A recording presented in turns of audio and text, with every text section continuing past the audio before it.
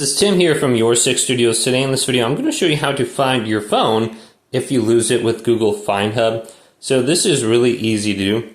So we can just go to the Google Play Store, and we probably have this on our phone already, but just go to search and type in Find Hub right here, and then we can download it to our phone. Now all you have to do is sign in with your account that you're logged into with the phone that you lost. So you can see I have this on my phone already. It's just called Find Hub.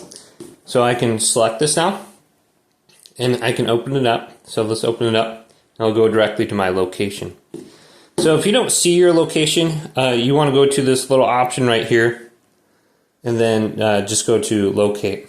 And you should be able to locate your specific area. And you have to accept the permission on your phone. So this little locate button down here at the bottom. Now we can go up, and we can select my devices under here. So I can see my Google A16, then I can try like my Honor 90 phone too, see if this is going to get contacted or not. So if the device is on, I should be able to locate it.